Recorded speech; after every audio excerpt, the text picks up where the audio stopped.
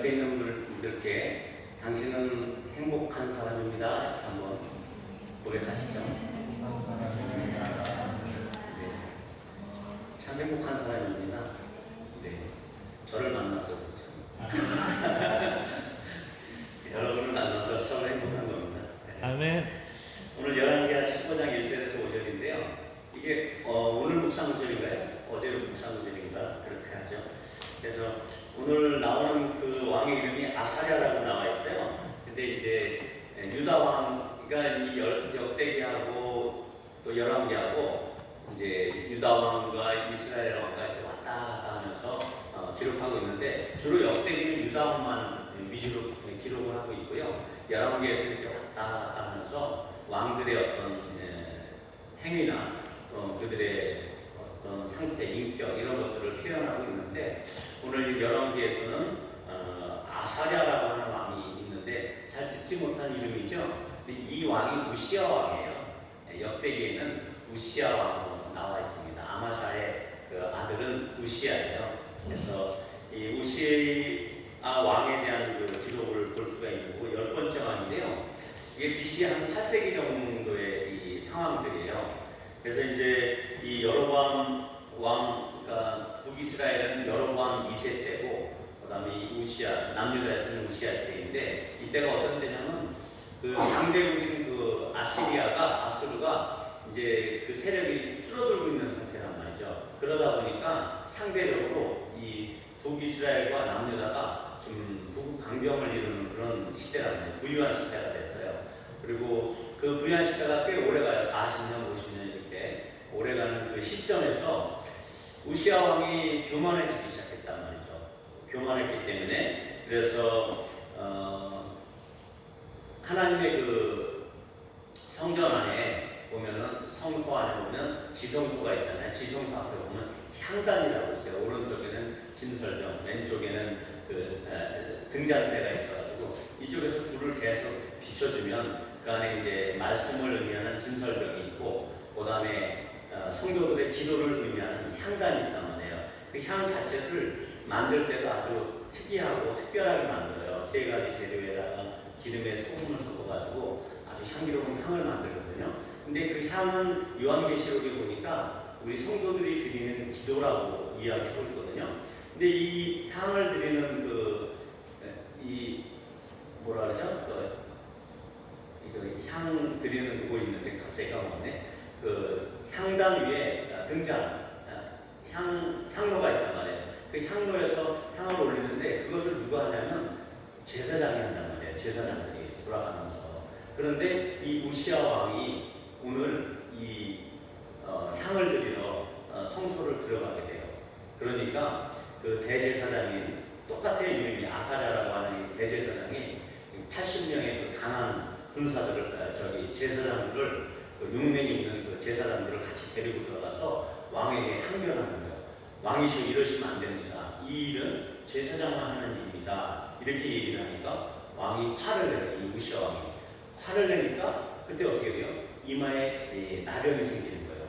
문둥병이 생긴 거죠. 그래서 이 나병은 어떤 거예요? 부정한 거잖아요. 그래서 이 제사장들이 가까이 하지 않고 그냥 그를 막 쫓아내고, 그 성경에 보니까 이 왕에 대해서 하나님께서 역시나 그를 이렇게 밀어내신 걸로 이렇게 표현되고 있더라고요. 어쨌든 이 우시아 왕 자체로서는 역대하 26장 5절에 보니까 하나님을 처음에는 다라시하는 왕이었어요. 하나님을 찾는 왕이었단 말이에요.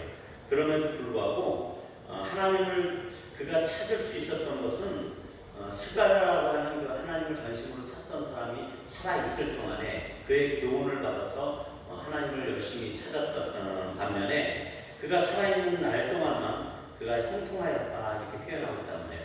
그가 스가랴라고 하는 사람이 살아있는 날 동안만 그가 하나님을 전심으로 찾았고, 그러니까 어느 정도 겸손한 사람이긴 하죠. 그의 교훈을 들었으니까. 그러면서도 그가 죽자마자 어떻게 돼요? 교만해지는 이런 상황이 된 거죠.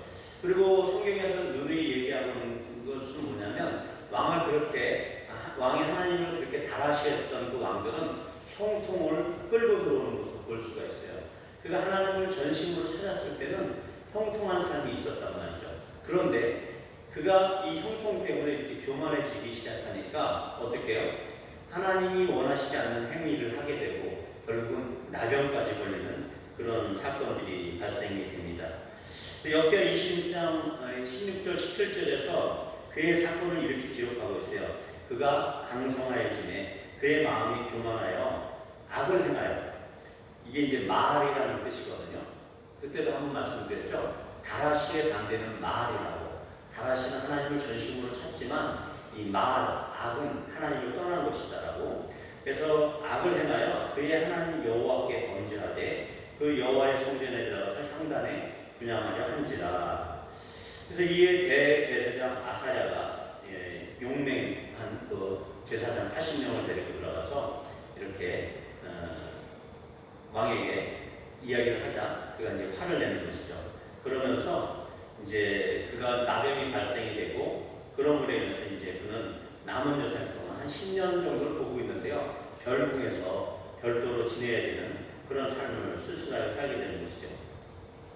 그리고 이제 이런 기록과 더불어서 그에 대한 평가가 어떻게 나오냐면 다른 평가로서는 그의 아버지 아마샤처럼 여호와 보시기에 정직히 행하였으나 오직 산당은 제거하지 않았다 이렇게 평가하고 있단 말이에요. 여호와 앞에 정직히 행한다 이런 말은 지난번에도 말씀드렸지만 그 옳은 행동을 했다 이런 표현이라고 했어요. 여호와 앞에 정직히 행했던 왕들은 하나님께서 옳게 여기시는 어떤 한 행동을 했을 때 그 사람을 하나님 앞에서 정직히 행했다 이렇게 표현하고 있다는 것이죠. 이 아버지 아마샤의 실책과 동일한 실책을 이 우시아가 하게 되는데 그것은 뭐냐면 바로 산당을 제거하지 않았다라는 평가를 하고 있는 것입니다. 그리고 이 두 왕이 동일하게 끝에가 좋지 않아요. 그래서 이 아마샤 같은 경우도 교만 때문에 결국은 죽게 되거든요.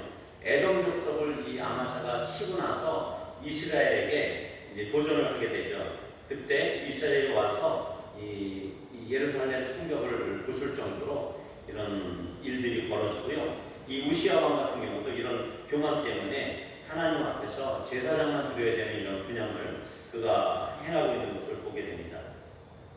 특히 이제 열왕기하고 역대기에서 계속 이런 그 열왕기와 역대기 저자들은요, 유다의 이 큰 죄, 산당을 제거하지 않는 죄에 대해서 크게 부각을 하고 있는 것으로 나와 있어요. 그리고 이제 북이스라엘의 그 왕들은 대부분 악한 왕들이었기 때문에 19왕들이 다 악한 왕들이었기 때문에 뭐 특별히 이렇게 강조하지도 않아요. 어찌됐든 그 북이스라엘 왕들에게는 이런 얘기를 할 가치도 없는 것이에요. 근데 그나마 유다의 왕들 20왕 중에서 8명의 왕이 선한 왕이라고 했잖아요. 그 중에서도 이제 히스기야나 요시야 왕 같은 경우는 철저하게 산당을 부숴버린 사람들이었어요. 그럼에도 불구하고 이 8명 중에서 6왕은 선한 왕이었음에도 불구하고 아까 말한 것처럼 하나님 앞에서 정직히 행하려 했던 왕들임에도 불구하고 산당을 남겨둔단 말이에요. 산당을 없애기를 노력했던 왕도 여호사밧처럼 그 산당을 없애기를 노력했던 왕도 있지만 다 없애지 못했고 오직 이렇게 이 히스기야하고 요시야 왕 이 두 왕만 철저하게 산당을 없앴단 말이죠. 그렇다고 하면 이 유다의 악한 왕들에게는 뭐 이야기할 필요도 없지만 이 선한 왕들에게 평가를 할 때 산당을 없애지 않았다라고 하는 이 평가가 왜 그렇게도 중요한 것인지 그래서 이런 어떻게 보면 그 유다의 악한 왕들은 성전 신앙 하나님께서 자기의 이름을 두신 그 성전을 향한 그 신앙에 대해서 별로 관심도 없었던 그 악한 왕들에 대비해서 하나님의 성전에 대해서 그래도 사모하는 마음이 있고 성전 예배를 중시하는 오늘 이 우시아도 보면은 성전의 예배를 중시했기 때문에 자기가 분향을 드리려고 했던 이런 잘못을 저지르거든요. 어쨌든 성전 예배와는 반대되는 개념으로서 이렇게 산당 예배라는 것을 계속 부각을 하고 있단 말이죠. 그것을 완전히 제거하지 못한 것에 대해서 계속 역사적인 그 평가로 질책을 하고 있단 말이에요. 그리고 오늘 우시아 왕이 걸린 나병, 이런 이 나병과 또한 이 산당이라고 하는 것에 어떤 그 영적인 의미를 부여하면서 특히 이제 역대기 같은 경우는 구약의 신학서라고 했잖아요. 그래서 그런 그 신학적 의미를 갖고 있는 그런 영적인 의미와 연관성이 있다는 것이죠. 그리고 좀 더 이런 것들을 심도 있게 살펴보면 하나님의 엄청난 우리를 향한 메시지가 있다는 것입니다. 첫 번째로 성전은 그래서 하나님께서 먼저 이 성전에 대해서 아셔야 되는데 성전은 하나님의 이름을 두신 장소라고 이야기하고 있어요. 하나님께서는 무소부재하시잖아요. 그리고 온 우주도 그분을 담을 수가 없는 그런 분이시란 말이에요. 그럼에도 불구하고 하나님께서는 예배의 장소로서 한 곳을 정하셨어요. 그래서 출애굽 시대에서는 성막을 정하셨지만 이제는 가나안에 들어와서 예루살렘 안에다가 성전을 짓게 하시고 성전을 자기의 온전한 예배의 처소로 정하셨단 말이죠. 그 의미는 그 거룩하신 이름, 하나님의 그 위대한 성호를 그 이스라엘 사람들이 감히 그 이름조차도 부를 수가 없기 때문에 아도나이라고 하는 주님이라고 하는 그 이름으로 대신했던 그 하나님의 이름을 두신 장소로서의 그 성전을 세우게 하시고 그 성전 안에서는 오직 예배하게 하셨단 말이죠. 그 의미는 하나님의 보좌가 있다라는 그런 장소로서의 의미고 그리고 유일무이성 하나님께서는 오직 한 분이다. 그 다음에 다른 어떤 것도 없다. 그리고 그분이 존재하시고 그분이 임재하시는 곳이기 때문에 다른 곳에서는 예배가 있을 수 없다. 그 거룩하신 성호, 그 하나님의 이름이 존재하는 곳은 딱 그곳 한 곳이다라고 아주 못 박아버리시는 그런 하나님의 어떤 절대적인 주권성을 나타내는 장소로 그리고 하나님의 현현하시고 임재하시는 장소로 성전을 딱 지정하시고 그곳에서만 예배를 드리게 했던 것입니다. 그래서 이스라엘 사람들은요 하나님께서 성전에 거하시기 때문에 다른 곳에서 하나님을 예배할 수 없다는 것을 잘 알고 있었어요. 그리고 그들은 하나님이 계시는 그 성전이 자기들에게 있는 이상 그 성전이 있는 이 예루살렘과 유다 땅은 적들에 의해서 보호받을 것이다. 이런 생각들을 갖고 있었던 것이죠. 일전에 제가 말씀드렸던 것처럼 출애굽 당시에 하나님께서 이들을 노예 생활하는 그 출애굽에서 빼내가지고 광야를 나오게 하신 것은 그 백성들이 하나님을 예배하는 백성으로 삼고자 그래서 광야에서 예배케 하고자 일단 불러내신 거란 말이죠. 그 다음에 또다시 가나안 땅으로 불러들이신 것은 뭐냐면 그 가나안 땅에서 세워질 하나님의 성전 그곳에서 그분의 성호를 찬양하며 그분을 예배할 수 있도록 그런 성전을 만들기 위해서 결국은 그런 모든 과정들을 겪어서 성전까지 이끌어 오셨다는 것입니다. 그래서 우리의 현재 인생살이에서도 영원한 하나님의 그 임재가 있는 곳, 영원한 하나님의 성전이 있는 곳, 새 예루살렘과 새 땅을 향한 여정이라고 보시면 돼요. 그 이스라엘 민족들이 그렇게 출애굽하고 광야 생활을 하고 가나안까지 들어오면서 침략 전쟁을 하고 이렇게 하려고 했던 그 모든 목적이 성전 한 군데에 집중되어 있어요. 하나님의 의도인 거죠. 그것은 뭐예요? 하나님을 예배하는 백성으로 삼고자 했다는 것입니다. 이처럼 하나님께서 택하신 백성들이 하나님을 온전히 예배하는 백성이 되도록 이렇게 만들어 가시고 다스리시는 이런 하나님이신 것을 우리는 성경을 통해서 발견할 수 있다는 것입니다.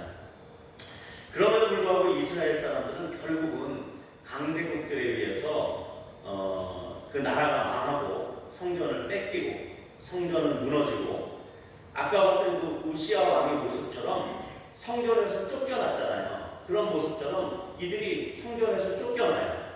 그리고 이방의 포로가 되어가지고 끌려가는 신세가 된 것입니다. 아주 비참한 인생으로 결국은 이 이스라엘 민족들이 다시 돌아가게 돼요. 그런 모습을 통해서 우리는 성전 예배는 실패했다라고 단정지어 줄 수가 있어요. 하나님이 원하셨던 그 성전 안에서 예배가 결국은 실패했어요. 왜 그랬을까요? 그것은 바로 그리고 이스라엘 민족들은 패망을 했어요. 그 이스라엘 민족의 패망의 원인이 있다는 것이죠. 그것이 바로 세 가지를 요약한다고 하면 첫 번째가 아까 아까 얘기했던 그 산당 제사 때문이라는 것입니다. 이것은 이제 근원적으로 가나안 족속들이 그 이교적인 종교 행식, 종교 의식을 따르던 것이었어요. 산당의 외부는 작은 숲이라고 해가지고 그 푸른 숲, 작은 숲들을 꾸며놓고 거기에 이제 재단에서 온갖 그 제사 행위를 하거나 아니면 그 산당이라고 지어놓은 우리나라의 그 성황당 같은 그런 곳에다가 그 안에다가 석재 입상이나 우상을 세워놓는 거예요. 그런 아세라 목상 이런 것들을 세워놓고 거기서 우상들에게 그들의 토속신들에게 제사를 드리던 그런 곳이었단 말이죠. 그리고 어떤 경우는 그 안에서 종교적인 매춘행위도 일어나게 됐어요. 그 여사제들과 그런 어떤 그 성관계를 통해서 어떤 그 풍요의 신 바알이 풍년을 줄 것이다라고 하는 그런 죄들, 그런 것들이 이제 이루어졌다는 것이죠. 그리고 두 번째로는 북이스라엘의 그 초대 왕이 저질렀던 바로 여로보암의 죄라고 표현하고 있는 위에 단과 밑에 그 베델에서 송아지 우상 두 개를 만들어 놓고 하나님 대신 그 우상을 섬기게 했다는 것이죠. 이것은 우리의 다른 목적이 있어서 그 여로보암 왕이 정치적인 목적으로 예루살렘까지 예배하러 가게 되면 그들이 정치적으로 불안하게 되니까 결국은 그들의 어떤 개인적인 목적 때문에 하나님을 예배하는 것을 버린 것을 의미합니다. 그런 것들. 이것이 그리고 또 이 여로보암은 산당을 또 여러 군데에다 세웠단 말이에요. 그래서 이 여로보암의 죄가 아주 심각한 것이죠. 또한 세 번째로 이 패망의 이스라엘 민족들의 패망의 원인은 이런 모든 것들의 원인은 일찍부터 하나님께서 미리 성경을 통해서 예언하셨던 그 말씀들에 귀를 기울이지 않았단 말이에요. 하나님께서 너희들이 산당을 섬기게 되면 패망할 것이다라는 그 예언을 계속 레위기 26장에 보면 그 예언들이 많이 나오고 있어요. 그래서 결국은 이 말씀을 듣지 않고 하나님께서 너희가 가나안에 들어가면 가나안 원주민들을 아주 진멸을 해버리라 이렇게 하거든요. 쫓아내버리라. 이게 철저히 제거하라는 그 말씀을 했는데 그것을 하지 못했어요. 왕들조차도 그 이방의 여인들을 데려다가 아내로 삼고 그 다음에 그들이 갖고 있었던 종교적인 그 형태를 가지고 들어왔던 거예요. 그것이 바로 산당제사와 바알과 아세라 신상을 섬기던 그런 것들이었는데 그걸 다 끌어들여 오게 된 것이에요. 결국은 하나님의 그 성전 중심의 예배가 안 지켜지게 된 것이고 경고의 하나님의 말씀이 그대로 심판으로 이들에게 이루어지게 된 것입니다. 자, 그래서 어쨌든 이 이스라엘 민족들이 그렇게 산당을 쫓게 되는 것은 왜 그랬을까요? 한번 생각을 해보자고요. 그들이 막상 그 가나안 일곱 족속을 다 몰아내려고 막 전쟁을 하고 막 그들을 죽이면서 이제 막 몰아내기 시작하는데 산당이라고 하는 것이 서 있단 말이에요. 그거 보니까 어느 정도 종교적인 어떤 그 이미지가 풍기고 있었겠죠. 그리고 그런 종교적인 장소이기 때문에 이들이 아마 이렇게도 생각을 했을 거예요. 아, 저 사람들도 신을 섬기고 있구나. 그러면 저 산당을 부숴버리면 그 신들이 우리를 해코지하지 않을까? 이런 두려움이 있었을 수도 있어요. 그리고 한편으로는 저 신들도 어떤 약간의 효험은 있지 않을까? 저 신들에게 우리가 제사를 드리게 되면 하나님도 섬기지만 저 신들을 섬기게 되면 뭔가 우리에게 이득이 있지 않을까? 그래서 우리가 농사를 져도 잘 되지 않을까? 이런 계산도 있었을 수 있어요. 그리고 세 번째로는 이들은 그래도 하나님의 백성이니까 하나님을 제사해야지. 왜냐하면 그때는 아직 성전이 건축이 안 된 상태이니까 그럼 하나님을 제사하는 장소로서 이 산당을 이용해야 되겠다. 이런 이제 약간 선한 목적의 의도도 있었을 것이에요. 보니까 어느 정도 종교적인 모양새도 나타내고 있는 그런 산당이고 그리고 예배드리기 위한 그 장소가 필요했기 때문에 그런 제단 같은 것들이 이렇게 갖춰져 있으니까 하나님께 제사를 드리고 그렇게 산당을 이용해 줄 수 있다는 것이죠. 그래서 성경에서도 보면요, 성전이 건축되기 전에 솔로몬도 기브온 산당에서 그렇게 1,000번제를 드리고 그랬잖아요. 그곳에 이제 하나님의 법궤가 있었고 사무엘도 그랬고 다윗도 성전이 건축되기 전에는 이 산당에서 제사를 드렸다는 것으로 보여지고 성경에서는 어느 정도 그것을 과도기적으로 허용하고 있는 것을 일시적으로 볼 수가 있는 것이죠. 하지만 심각한 문제는 하나님의 그 거룩하신 성호와 하나님의 임재가 있는 그곳 성전이 이미 세워졌음에도 불구하고 이제 다른 곳에서 하나님의 이름을 그들 스스로가 찾고 부른다는 데 문제가 있다는 거예요. 이 부분에 대해서 우리는 초점을 맞춰야 되는 겁니다. 자, 하나님의 성전은 어떤 곳이라고 그랬죠? 하나님의 이름이 있는 장소예요. 하나님이 자기의 그 이름을 두신 장소예요. 하나님의 이름, 하나님의 임재를 그곳에 두시기로 결정하신 장소예요. 아까 말씀드렸듯이 온 우주도 하나님을 담을 수가 없잖아요. 그럼에도 불구하고 하나님은 그 백성들을 위해서 그 백성들이 하나님 있는 곳으로 나와서 그의 이름이 있는 곳으로 와서 하나님의 이름을 부르고 하나님을 제사하는 그 성전을 만들어 놓으셨단 말이에요. 이제 그럼에도 불구하고 이들이 산당을 찾았다라고 하는 것은 뭐냐면 그 산당에서 여호와의 이름을 불렀다는 것이잖아요. 그건 어떻게 되는 거예요? 결국은 그들의 위치에서 여호와를 끌어들이는 것이에요. 하나님이 오로지 상천하제 유일하신 그 하나님의 이름이 있어야 될 그 장소를 떠나서 자기들이 편의적으로 생각하고 자기들의 눈에 보기에 좋은 그 예배의 장소를 자기들이 설정을 해가지고 그들의 종교적인 어떤 만족감을 채우기 위해서 거기서 하나님의 이름을 부른다는 것이죠. 거기서 하나님께 제사를 드렸다는 것이죠. 이것은 하나님 앞에서 큰 모독입니다. 근데 이들은 그것을 몰랐어요. 예. 이런 문제들을 그들은 발견하지 못했던 것이죠. 어떤 일이 이렇게 물어볼 거예요. 아, 그러면 그렇게 하나님을 찾는다는 것 자체로도 그들에게는 지금 기특한 거 아니냐? 하나님의 이름을 부르지도 않는데 그들은 그래도 산당이라는 곳에서 예배 드리려고 하고 그런 거 아니냐? 그러니까 좀 기특하게 봐줄 수 있는 거 아니냐? 이렇게 얘기할 수도 있잖아요. 하지만 이런 사상 안에는 어떻게 보면 아주 하나님 앞에서 악취를 풍기는 그런 인본주의적인 그런 냄새를 풀풀 풍기는 그런 말이라고 해요. 엄밀히 들어가서 보시게 됩니다. 하나님은 그렇게 취급할 분이 아니에요. 하나님은 우리의 좋은 의도로 하나님을 그렇게 만날 분이 아니에요. 하나님은 말씀하시는 분이에요. 오늘도 말씀하시는 분이고 그때도 성전에서 하나님의 이름을 두시겠다고 말씀하셨던 분이에요. 그 말씀에 우리의 전 삶을 집중하고 그 말씀에 맞춰야 되는 그런 분이거든요. 예. 근데 이스라엘 백성들은 그것을 간과했던 것이죠. 우리가 하나님을 가장 위대하신 분으로 섬기는 그런 존재들이라고 한다면 과연 우리가 하나님의 이름을 부르는 장소가 어디가 되어야 할까요? 그리고 우리가 하나님을 내가 있는 곳에서 편의적으로 이렇게 부르면서 그때 하나님이 달려오시는 그런 장소에서 정말 하나님을 불러야 될까요? 아니면 그분이 그 지극히 높으신 그분의 이름을 두시겠다고 말씀하신 그 장소여야 될까요? 우리가 한번 객관적으로 생각을 해봐도 당연히 우리는 아무 데서나 예배드릴 수 없었던 그런 삶이라는 것이죠. 어떤 왕이 있는데 그 왕의 신하들이나 백성들이 왕을 만나려고 할 때 왕의 코치를 보내서 이쪽으로 오십시오 그러나요? 그거 아니잖아요. 어떤 아무리 길이 멀고 험난해도 그분에게 찾아가서 그분을 아련하고 두렵고 떨림으로 그분을 만나는 것이 왕을 만나는 자세거든요. 우리가 그 자세로 예배를 드려야 된다는 것입니다. 우리의 기준과 우리의 처지와 우리의 환경과 우리의 마음 자세가 아니라 하나님 그분을 만나기 위한 오직 유일한 방법은 그분의 말씀하신 대로 그분을 향해서 우리의 전심으로 그분을 아련하는 것이죠.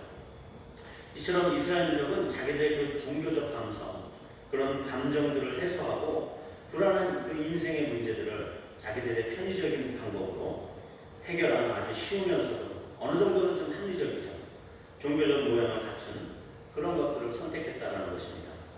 이처럼 이 산당의 문제점은 그 장소가 이상들을 그 이방이고 우상신들을 섬기던 그런 장소였단 말이에요.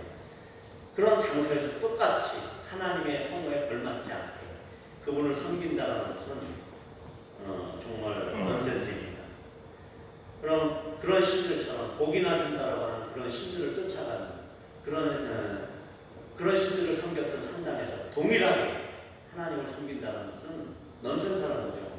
그건 뭐냐면 우리가 세상에서 세상의 방법과 세상의 편리함과 세상의 그 유혹들 가운데 일주일 동안 푹 젖어 있다가 하나님을 예배드리러 온다. 이런 것과 마찬가지예요. 우리의 평소의 삶 가운데서도 정말 하나님께 우리가 복 받는다는 그런 감정으로 그런 마음으로 오면 안 된다는 거예요. 우리의 평소의 삶도 하나님께서 늘 우리의 삶 가운데 거룩하심이 임하고 전능하신 하나님 앞에서 두려움 가운데 살다가 이제 하나님을 아련하러 옵니다. 이 마음으로 예배를 드려야 된다는 거죠. 그리고 그 상당히 그런 문제점들은 하나님이 싫어하시는 그 부도덕한 일들, 음란한 행위가 그 제사의식과 함께 성행했다는 것이고, 또 세 번째로 이처럼 상당한 이스라엘 여호와의 신앙의 순수성을 아주 파괴했다는 것이죠. 그런 그 위험 요소로서 종교적인 도덕적인 타락의 주요 원인이 됐다는 것에 있어서 정말 산당은 하나님 앞에서 이스라엘족이 망하는 조건이었을 뿐만이 아니라 하나님 앞에서 아주 가증한 그런 것이었습니다. 그래서 우리의 마음이 과연 이런 그 산당에 대한 예배 제사를 통해서 과연 어디에 있는가를 이야기하고 있는 것이죠. 나의 마음은 세상과 세상의 일에만 지금 갇혀 있으면서 하나님은 나의 편안함과 편의적인 나의 생각 안에서 하나님을 나의 생각 안에서 가둬버리고 그분의 이름이 우리의 삶 속에서 어떻게 능력을 당하고 있는 그런 삶은 아닌지 우리가 잘 분별해야 된다는 거예요. 우리가 종교생활을 하는 사람이지만 그럼에도 불구하고 그 산당을 바라보면서 그 종교 행위를 이루어지고 있었던 그 산당을 바라보면서 그 안에 섞여져 있는 그 이상한 혼잡되어 있는 그런 사상들과 더불어 하나님을 섬기고 있는 것은 아닌지, 정말 하나님으로서 정말 위대하고 강하시고 능력 많으시고 우리 삶의 전 주관자 되시고 창조주 되시며 우리 삶이 깊숙이 관여하길 원하시는 그런 하나님으로서 우리가 대적하지 아니하면서 정말 그냥 그렇게 편하게 예배드리고 있는 것은 아닌지, 우리 마음을 좀 더 세밀하고 정말 치밀하게 하나님 앞에 다루면서 그렇게 예배의 자세를 가져야 되는 것이 아닐까. 이것이 산당에 우리에게 주는 그 의미인 것으로 보여집니다. 그렇다면 나병이라고 하는 것의 영적 의미를 한번 살펴보도록 할게요. 오늘 우시야 왕이 항로를 분양하는 행위는 어디에서 일어났죠? 바로 성전. 그 성전의 중심에서 일어났어요. 지성소 바로 앞에서 하나님의 시은자, 하나님의 은혜가 임하시는 그 지성소 바로 앞에서 이 일들이 일어났어요. 네. 이 의미는 무엇일까요? 우리가 어느 정도 깊은 예배, 하나님을 찾는 사람이 있다라고 착각할 수 있어요. 그럼에도 불구하고 이 우시야 왕도 어떤 의미에서 이렇게 이런 분양하는 행위를 했는지 모르겠어요. 어쨌든 이 우시야 왕은 이 성전의 중심에서 하나님께 반역하고 있는 행동을 지금 보이고 있는 거거든요. 잘 보시란 말이죠. 그가 혹시 종교적인 우월감이나 자신감 때문에 이렇게 이런 행위를 했을 수도 있고요. 성전 예배에 있어서 그가 유다 민족을 대표하는 그 인물로서 왕이니까 그 성전 예배를 자기가 사모한다 그러면서 유다 민족을 대표하는 그런 자리에 있고자 하는 그런 마음에서 이런 행위를 했을 수도 있단 말이죠. 그리고 자기 열심으로 이렇게 좋은 의도로 그렇게 행동했을 수도 있단 말이죠. 예. 그래서 어떻게 보면 첫 번째 분양 행위 자체는 이렇게 죽일 정도로, 이렇게 나병이 생길 정도로 그렇게 이렇게 심하지는 않을 수도 있었을 거예요. 근데 그 다음에 명확하게 드러난 자기 죄에 대해서 분노하는 그의 교만이 드러나는 것이죠. 예. 이 대제사장과 80명의 용감한 제사들이 달려 들어와가지고 왕이시여! 이렇게 행동하면 안 됩니다. 이건 하나님의 말씀에서 벗어난 아주 악한 행동입니다. 이랬을 때 왕이 화를 낸단 말이에요. 그들이 그렇게 왕에게 지적질하는 것은 무엇이죠? 하나님의 말씀입니다 라고 선포한 것이다 말이에요. 그럼에도 불구하고 이 우시야 왕은 하나님의 그 말씀에 대해서 화를 내면서 대적을 하고 있는 모습을 보이는 것입니다. 그러니까 어떻게 돼요? 곧바로 이렇게 하나님의 심판이 즉시로 이렇게 막 이렇게 나타나는 거는 성경에 이렇게 자주 나타나는 장면이 아니거든요. 이마에 나병이 생겨버린단 말이에요. 나병이라는 건 어떤 것이죠? 살이나 점점 문드러가고 뼈가 문드러져가지고 떨어지는 거예요. 코가 떨어지고 귀가 떨어지고 이런 질병이란 말이에요. 물론 이제 성경에서 이야기하는 이 병들이 그 현재 우리가 생각하는 그 나병이랑 똑같지 않을 수도 있어요. 일종의 피부병일 수도 있어요. 그럼에도 불구하고 이 나병이 우시아 왕에게 이렇게 나오게 되는 것은 우리에게 주는 영적인 의미가 있는 것입니다. 우리가 그 향을 드린다, 하나님 앞에 향을 드린다, 이것은 아까도 말씀드렸죠. 하나님 앞에 기도하는 것이거든요. 그 향단이 어디 있었냐면 지성소 바로 앞에 있었어요. 이 우시아 왕은 하나님의 지성소까지는 못 들어갔어요. 그러지만 하나님 앞에 열심히 있었다는 거죠. 그러니까 이런 행동을 했죠. 그럼에도 불구하고 그의 그 열심, 그 인간적인 분노와 그런 열심, 그런 것으로만은 하나님께 나아갈 수 없다는 것을 오늘 단정적으로 보여주고 있는 것입니다. 그래서 이 향단은 지성소 바로 앞에 있는 것으로서 주님과 나만의 깊은 만남의 장소인 그 지성소로 들어가기 위하여 반드시 그 성소 안에서 기도의 향연으로 가득해야 되는 우리의 삶을 얘기하는 거예요.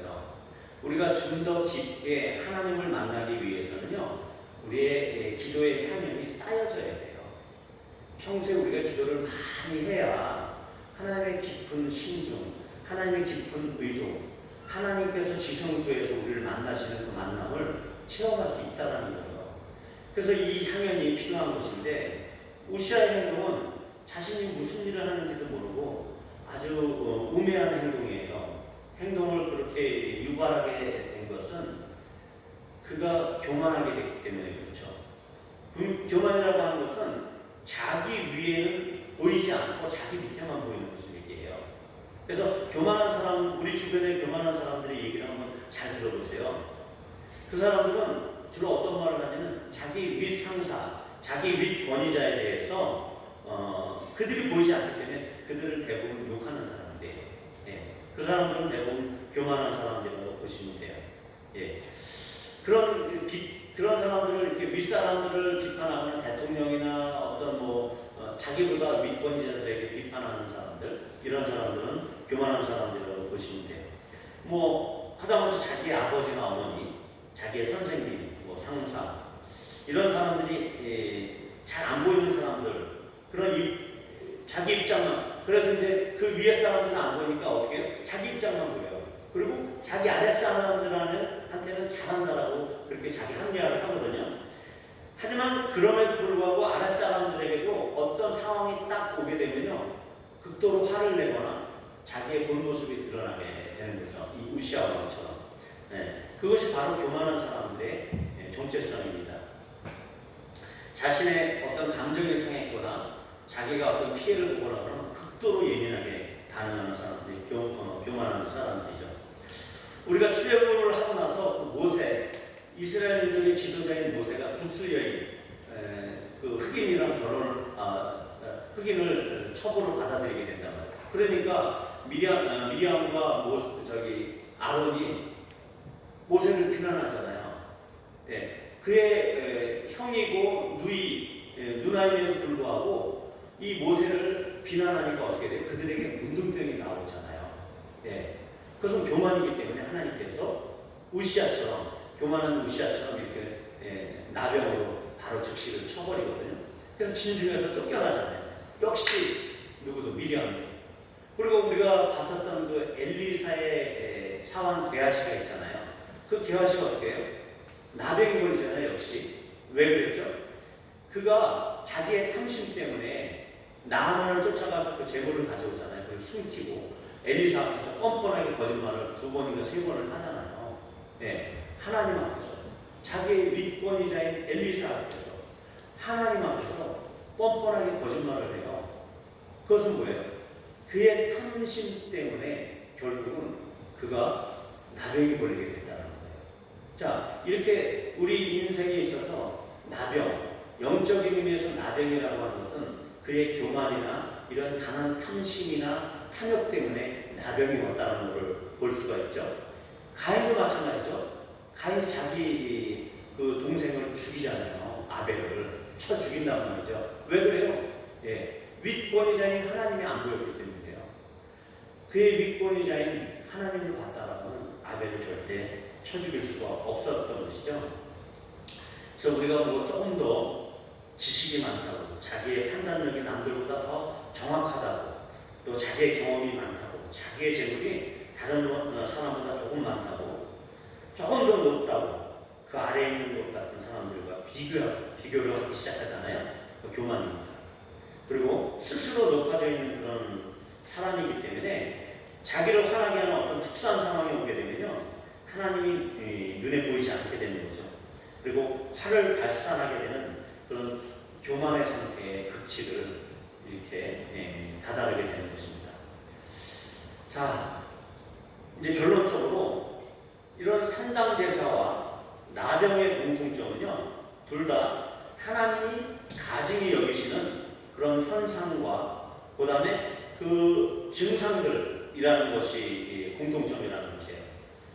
산당제사는 하나님이 가증히 여겼던 그 여기는 것들을 그곳에서 제사를 드렸던 것들에 대한 하나의 그 현상이었잖아요. 그런데 그런 그 하나님이 가증히 여기시는 교만이나 탐심이나 이런 것들을 소유했던 사람들에 의해서 나타났던 것들이 그런 나병이라는 증상이었단 말이에요. 산당제사는 하나님의 진노를 촉발하는 것이었고, 나병은 하나님의 심판의 결과였다는 것이죠. 그 하나는 하나님의 심판의 원인이 되었고, 또 하나는 하나님의 심판의 결과로 지금 나타나게 된 것이거든요. 둘 다 심각하게 자신들이 영적으로 죽어가고 있다는 것에 대해서 그들이 인식하지 못하는 것이에요. 그 영혼이 지옥으로 가고 있음에도 불구하고 정작 본인 스스로는 그 고통을 못 느끼고 있는 것이고요. 멸망하고 있는 자신의 상태를 잘 모르고 그냥 자기는 여전히 잘 살고 있다라고 착각하고 있는 상태를 결국 산당제사와 이 나병을 통해서 우리가 볼 수 있다는 것입니다. 그들은 제사를 잘 드리고 있다고 생각했어요. 그럼에도 불구하고 하나님께서는 그들을 정죄하고 있는 것입니다. 어떻게 보면 이것은 상당히 깊이 있는 죄악들일 수가 있어요. 그래서 우리 모두는 더 깊은 나병에 걸리지 않도록 정신을 좀 똑바로 차려야 할 수도 있습니다. 그렇게 우리가 그 인식하지 못하고 지내다가 어느 순간에 우리의 눈알이 빠져버리고 귀가 떨어져 나가고 장님이 되고 귀머리가 돼가지고 그때는 아무 손도 쓸 수 없는 그런 비참한 상태가 돼가지고 지옥 문 앞에 우리가 서 있는 그런 사람이 될 수도 있다는 것입니다. 그래서 교만을 가지고 또한 탐욕과 탐심을 가지고 주님을 같이 섬길 수 있다라고 생각하시면 절대 안 됩니다. 절대 그런 일 없어요. 우리가 교만을 소유하고 탐심을 소유하고 주님을 같이 섬길 수 없습니다. 여러분이 하는 어떤 일이 지금 자기의 탐욕과 탐심으로 하고 있는 일이라고 하면 그 결과는 뻔합니다. 일시적으로는 이 우시아처럼